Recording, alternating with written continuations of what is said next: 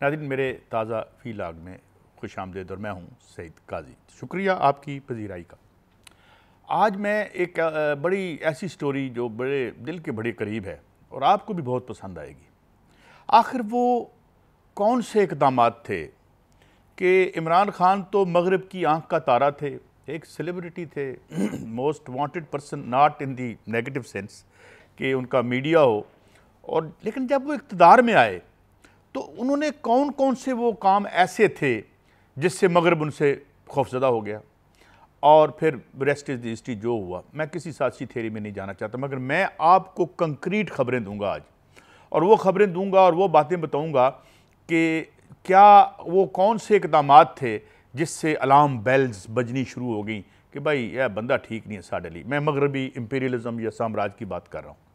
लेकिन ये खबरें देने से पहले मैं थोड़ा सा एक रोशनी डालना चाहता हूँ कि ये दुनिया का आखिर फाइनेंशियल सिस्टम चलता कैसे है, और इसको इंतहाई सादा ज़बान में मैं बात करूँगा।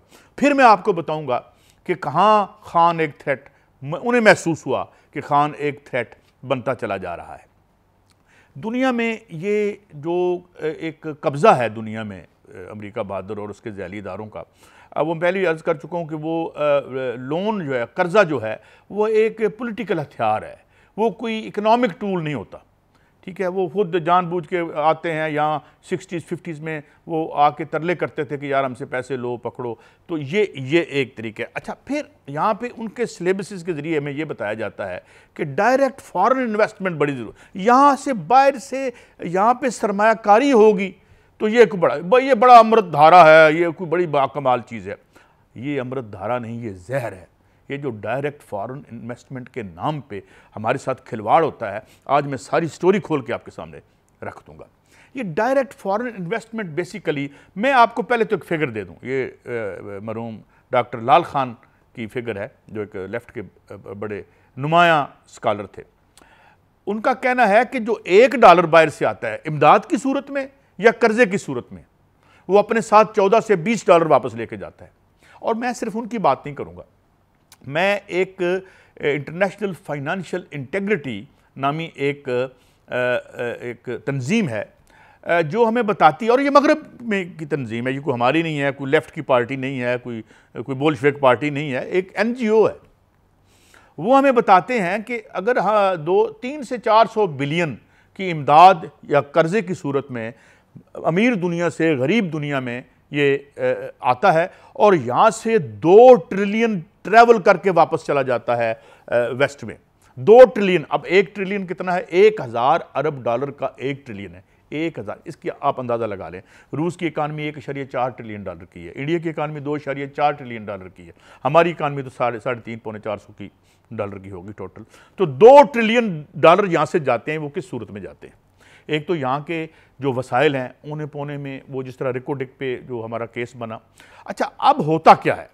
ये डायरेक्ट फॉरेन इन्वेस्टमेंट, और खान ने किया क्या जिसकी वजह से उसका तनाज़ा पैदा हुआ मगरिब से, कि जो यहाँ पे इन्वेस्टमेंट लाने से पहले जो वो मुआहदे करते हैं, उन मुआहदों में ये हमसे कमिटमेंट करा ली जाती है कि अगर वो कंपनी जो यहाँ आके माल बना रही है या जो भी काम कर रही है, उससे हमारा कोई तनाज़ा हो जाता है, तो ये तनाज़ा हमारे कोर्ट्स नहीं देखेंगी। ये तनाज़ा जाएगा IMF और वर्ल्ड बैंक के मुकर्रर करदा जजों, और जो उनके जो है आगे उनके तनख्वाहदार हैं, वो ये रिकोडिक का मामला भी यही था। रिकोडिक में जो है वो ले गए हमें इंटरनेशनल कोर्ट, और 11 बिलियन तक का हमें जो है वो उन्होंने जुर्माना कर दिया, और जुर्माने के बाद क्या किया कि वो अब दोबारा हमें उनको ठेका देना पड़ा है, ये इमरान खान के दौर में। तो एक तो ये, अच्छा, अब खान यहाँ आते हैं कि अब खान क्या कर रहा था। इससे पहले मैं आपको बताऊं कि चाइना, रूस और तुर्की, एक दुनिया में कैंपेन चल रही है डी डॉलराइजेशन की। इसको भी सादा ज़बान में बात करते हैं कि what is de-dollarization. Dollar reserve currency है, दुनिया का बेशतर कारोबार इस करेंसी में होता है। लेकिन अब ये जो दूसरा ब्लॉक मार्जे वजूद में आया है, ये डी डॉलराइजेशन की बात कर रहा है, और ये आपस में अपनी करेंसीज के ज़रिए डील करते हैं। मसलन युआन जो कि जो चाइना की करेंसी है, या रूबल जो कि रूस की करेंसी है, ये आपस में उस पे डील करते हैं। डॉलर को उन्होंने बाहर रख दिया। डॉलर वैसे भी कमज़ोर हो रहा है। मैं आपको फिक्र दे देता हूँ, अब डॉलर पिछले 20 सालों में दुनिया के तमाम जो सेंट्रल बैंक्स हैं उनकी रिजर्व करेंसीज में अब सिर्फ 57% रह गया। अब दीगर करेंसीज भी आ रही हैं और ख़ुद वो प्रिडिक्ट कर रहे हैं कि डॉलर शायद एक थोड़े से फ्यूचर में 10, 15, 20 साल में शायद रिजर्व करेंसी ना रहे। तो खान साहब का एक गुनाह ये था कि वो इस ड्राइव में शामिल हो रहे थे। वो डॉलर से आज़ादी चाहते थे क्योंकि तरक्की नहीं हो सकती जी। और भाई मेरे घर के सामने सड़क बननी है, उसमें बजरी डालनी है, उसमें तारकोल है, उसमें मेहनत है, सारी चीज़ें मेरे पास मौजूद हैं, मगर नहीं बन सकती क्योंकि डॉलर नहीं है हमारे पास। डॉलर एज अ टूल इस्तेमाल होता है हमें गुलाम रखने के लिए। तो इस डी डॉलर जब खान अंदर गए, हुकूमत में गए, तो उन्होंने कहा यार ये क्या है। अच्छा, इसके बाद खान ने महसूस किया कि हमारे तो हाथ पाँव बांधे हुए इन्होंने, कि जो झगड़ा एक मल्टीनेशनल कंपनी का या बाहर की कंपनी का यहां पर हमारे साथ हो रहा है हुकूमत के साथ, उसका मुकदमा बाहर हम IMF और वर्ल्ड बैंक सुनेगा। ऐसे बेशुमार मुआहदे इन्होंने, ये जो पैसे लिए ना, कर्जा, सिर्फ हमारे ऊपर कर्जा नहीं लादा एक पिछले 35-40 सालों में इन्होंने, साथ ये मुआहदे करके हमारे हाथ पैर भी बांध दिए कि जनाब अगर हम हिलें जुलेंगे तो वहां हमारे ऊपर इतना जुर्माना होगा कि हम देखेंगे कि आप हमें लूट मार से कैसे रोकते हैं। चुनांचे खान साहब ने लगभग 23 के करीब ये ऐसे मुआहदे जो हैं उनको टर्मिनेट कर दिया और आहिस्ता आहिस्ता वो तमाम मुआहदे टर्मिनेट करते। इसका मतलब क्या है? इसका मतलब ये है कि अगर बाहर की कंपनी ने यहाँ आके इन्वेस्टमेंट की है तो वो उसका झगड़ा हो गया है भाई ये कोई टर्म्स के ऊपर या तो वो हमारी कोर्ट देखेगी। जिस तरह रिकॉर्ड के मामले में चीफ जस्टिस थे उस वक्त पाकिस्तान के, उन्होंने कहा था कि भाई ये अपनी टर्म्स पूरे नहीं कर रहे, वो उठा के मैं इंटरनेशनल कोर्ट में ले गए, वहाँ हमें जुर्माना करवा दिया। तो यहाँ की जो इशराफिया है ये किस तरह हमारे हाथ पाँव बांध रही थी। अब खान साहब अंदर तो आ गए, वेस्ट का उनको बड़ा ये था कि जी वो वेस्ट को बड़ी अच्छी तरह समझते हैं। समझ उन्हें अंदर आके लगी कि वेस्ट है क्या, ये कितने बड़े फराडी हैं, ये कितने बड़े कॉनमैन हैं और ये कैसे लूट मार का बाजार गर्म करते हैं कि यहाँ पे चंद टके की एड फेंकी और यहाँ पे जो है यहाँ के वसाइल का खिलवाड़ किया। मसलन मैं आपको एक और मिसाल देता हूँ। रिकॉर्ड पे मेरी बात हुई बहुत डॉक्टर इकराम उल हक साहब से। मैंने कहा डॉक्टर साहब क्या ज़रूरी है कि ये ठेका हम बाहर ही दें? अगर 200-300 बिलियन डॉलर का सामान पड़ा हुआ है हमारा है तो हम इसको खुद नहीं निकाल सकते? उनका जी निकाल सकते हैं। मेरी एक सेक्रेटरी माइनिंग से बात हुई, मैंने कहा जी हम क्यों नहीं निकाल सकते? कहते निकाल सकते हैं। क्या तरीका है? उनका जी तरीका ये है कि आप एक इश्तिहार छापें इंटरनेशनल पर्चे में कि जी हमें एक चाहिए एक्सपर्ट चाहिए या कंसल्टेंट चाहिए, और उन्हें कहें जनाब इसकी फीजिबिलिटी बना कर दें, हमें क्या क्या सामान चाहिए, कौन सी मशीन चाहिए, कौन से माहिरीन चाहिए, उनको आप हायर करें, यहाँ ले आएँ और 150-200-300 ट्रिलियन बिलियन का, अगर इससे भी ज़्यादा बताते हैं कि अगर ये हमारे पास तांबा और सोना पड़ा हुआ है तो यहाँ से निकालें, ये कर्जा ख़त्म करें, इस मुल्क की ज़िल्लत ख़त्म करें, इस भूख ख़त्म करें। ये जो बलोचिस्तान जो कि जिसके अंदर एक ट्रिलियंस की जो मादनियात हैं, उनको बलोचिस्तान के लोगों की ज़िंदगी ठीक करें, बाकी लोगों की ज़िंदगी नहीं। फिर किकबैक कैसे मिलेगी, माल कैसे मिलेगा? ठेका, ये क्यों ठेके की तरफ भागते हैं और खुद नहीं करना चाहते? फिर हर आदमी जो है वो पहुंचा हुआ होता है। मैं क्या क्या बातें बताऊं, सारी तो बातें बताई नहीं जा सकती। इसी तरीके इसी का शिकार हुआ है हमारा, वो मैं CPEC पे बाद में आता हूं। तो खान साहब ने वो 23 मुआहदे स्क्रैप कर दिए। साथ ही जो डी डॉलराइजेशन की कैंपेन थी उन्होंने वो भी उसका हिस्सा बन गए। इसमें उर्दवान है जो तुर्की का है, इसमें चाइना है और इसमें ये लोग हैं। अब खान साहब से का प्रॉब्लम क्या हुआ? जो रशिया है या जो चीन है, रशिया के पीछे 1917 का रेवोल्यूशन खड़ा है। हर चंद के वहाँ बाद में सरमायादारी उस्तवार हुई और 1.4 ट्रिलियन डॉलर की इकानमी है। ये तकरीबन 3-4 ट्रिलियन डॉलर तक पहुंच चुकी थी रेवोल्यूशन के ज़माने में, मगर उसके बाद इसकी लिक्विडेट होगी इकानमी सरमायादार। लेकिन इसके बावजूद उसकी टेक्नोलॉजिकल नो हो और आर्सन्स वेपन्स वो आज भी उसके पास है। हालांकि अब रूस की इकानमी GDP के अतबार से इवन इंडिया से भी छोटी है, लेकिन उसकी फायर पावर बहुत ज़्यादा है। उसने जो उन दिनों में जो कुछ उसने टेक्नोलॉजी एक्वायर की थी इसलिए उसने वक्त डाला हुआ है इनको अपना इस यूक्रेन के मसले पे। इसी तरह चीन के पीछे 1949 का रेवोल्यूशन खड़ा है जिसने स्किल्ड वर्किंग क्लास पैदा की, और बाद में जब डेंग ज़ियाओपिंग ने जो है वो यहाँ पे फॉरेन इन्वेस्टमेंट लेके आया तो वो उसके पीछे वो था, ऊपर कम्युनिस्ट पार्टी का होल्ड था। उन्होंने मार्केट इकानमी की और मार्केट फोर्सेस पे हर चीज़ को ऊपर नहीं छोड़ा हुआ था। आज भी उसको अपने थंबनेल के नीचे उन्होंने रखा हुआ है। और मैं आपको खबर देना चाहता हूँ, तकरीबन 70 साल से इन्फ्लेशन वहाँ पे नहीं बढ़ी। 70 साल से चीन में इन्फ्लेशन नहीं बढ़ी।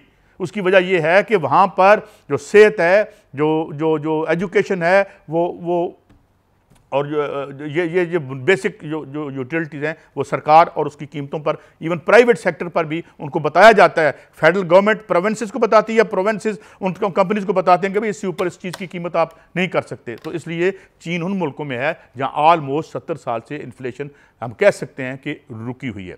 अब खान साहब ने चाइना मॉडल की बात कर दी। अब चाइना मॉडल तो उसके पीछे तो फिर लॉन्ग मार्च भी था, चाइना मॉडल के पीछे तो फिर मौजे तुंग भी था। तो एक गले सड़े इस रियासती ढांचे में आप जो रिफॉर्म्स की तरफ जाएंगे तो जितने वेस्टेड इंटरेस्ट हैं वो इकट्ठे हो जाएंगे, वो इकट्ठे होके जो है वो आपका रास्ता रोकेंगे, जिस तरह CPEC का रास्ता रोका हुआ है उन्होंने। मैं अभी एक गवादर के हिसाब से मिल के आया हूँ विदाउट नेमिंग हिम। उन्होंने कहा कि जी काम होने नहीं देती ब्यूरोक्रेसी, वहाँ पे काम रोका हुआ है उन्होंने, तंग पड़ गए हैं, वहाँ पे डैमेज पड़ रहा है। जो उनकी मशीनें आई हुई हैं वहाँ से, वो अभी हमारी वहाँ से निकली नहीं है, क्योंकि यहाँ पर अमेरिकन मसला है, बहुत ज़्यादा मसला है। मेरा घर अगर अमेरिका में होगा तो फिर ज़ाहिर है मुझे ख्याल तो रखना पड़ेगा। तो ये वो वजूहात थी जिसकी वजह से खान साहब वेस्ट के लिए इररेलेवेंट हो गए। और यहाँ पे चूंकि कोई उनकी इतनी मुनज़्ज़म पार्टी नहीं थी, उनकी पार्टी एक पॉपुलिस्ट पार्टी थी, उन्हें रिलाय करना पड़ रहा था किस पे? रज़ाक दाऊद साहब जैसे लोगों पे, जिनके बारे में अब मुबैना तौर पर कहा जाता है कि ये स्टील मिल का भी बेड़ा गर्क उनके हाथों में। मैं नहीं कह रहा, ये इश्तिहार छपे हुए हैं अखबारों में, और वो इंडिपेंडेंट स्टेक होल्डर जो हैं उनके जो हैं क्या नाम, ममरेज़ खान साहब, वो जाके ये बात आपकी कायमा कमेटियों के सामने आपकी पार्लियामान में कह चुके हैं।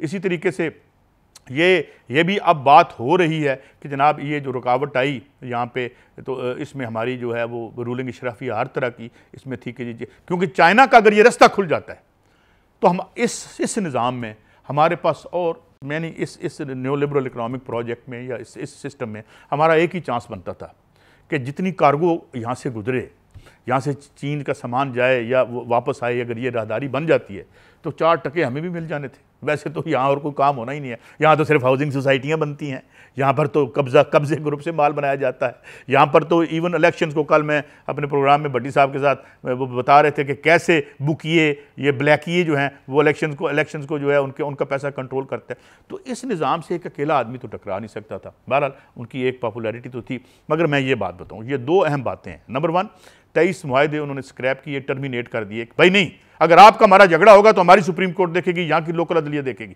और दूसरा ये कि $डॉलराइजेशन जो है इससे हम निकलें, और बाकी रेस्ट इज़ द हिस्ट्री के जो। तो ये हुआ। अब बात यह है कि अब तो खैर सबके मनपसंद लोग जो हैं, मैं जब सब कहता हूँ तो उसमें शायद मुल्क के अवाम शामिल हो ना हो, मगर बाकी लोगों के मनपसंद लोग तो हैं जो मगरब वाले हैं या दीगर हैं, तो वो आ चुके हैं। अब देखें वो कैसे करते हैं। मगर वक्त आ चुका है कि हमें ये सोचना पड़ेगा कि कर्ज़ा तो कोई ज़रिए आमदनी नहीं है, टैक्स तो कोई ज़रिए आमदनी नहीं है अवाम पर जो आप टैक्स खर्च करते हैं। मेरे पास फिगर ये है कि 2025 में FBR जितने पैसे इकट्ठे करेगा वो सारे के सारे हमें कर्जे पे सूद में देने पड़ेंगे। और एक रिकोडिक जो है अगर हम खुद संभाल लेते तो उनका कर्जा दे के भी यहाँ से बाहर निकालते, उनको इनके दफ्तर बंद कराते और यहाँ के अवाम की मुंह में रोटी भी डाल सकते थे। खान साहब की हो या किसी और की ख्वाहिश हो, ये नेक है, रास्ता उनका जैसा भी था, मगर खान साहब को शायद अब रियलाइजेशन हो गई हो कि एक इंतहाई मुनज़्ज़म और इनकलाबी पार्टी चाहिए। और मैं जाते जाते एक और बात कह दूँ, खान साहब तो ये कर रहे थे कि इस निज़ाम के अंदर रहते हुए इस निज़ाम को बचा के इसमें हम तरमीमात कर लें, मेरी राय इस पर जो भी हो, लेकिन उनकी ये था कि जना इसको हम साफ़ सुथरा करके चला लेंगे और बुरान टल जाएगा। लेकिन अब आने वाले बुरानों में पता नहीं कौन लीडर जो है ऊपर उठ के आता है, ज़माना, हालात, बुरान, तहरीकें किसको उछाल के ऊपर लेके जाती हैं। फिर वो कहीं जिसे इस्लाहात की बजाय इनकलाब की बात तो नहीं करेगा। लिहाजा इसी बात पे ख़त्म करता हूँ कि ये बात जेरेमी कॉर्बिन के बारे में किसी ने इंग्लैंड में कही थी, जहाँ आजकल बहुत बड़ी हड़ताल चल रही है। मैं उस पर आपको बताऊँगा, ट्रेन्स बंद हैं वहाँ पे 80%, वहाँ भी इकनॉमिक क्राइसिस और क्लास वार चल रही है। कि उन्होंने कहा था जेरेमी कॉर्बिन से ना डरें उससे जो उसके बाद आएगा। हमें खान से नहीं डरना चाहिए, उससे डरना चाहिए जो क्योंकि खान निज़ाम को तलपट नहीं करना चाहता था, क्लीन्स करना चाहता था, इसकी सफाई करना चाहता था। हो सकती है या नहीं हो सकती, ये भी मैं आपकी अकले सलीम पे ले, अभी तो नहीं हुई, वो खुद ही क्लीन्स हो गए, खुद ही उनको जो है उन्होंने जो है चलता किया। तो ये 2 कंट्राडिक्शन थी।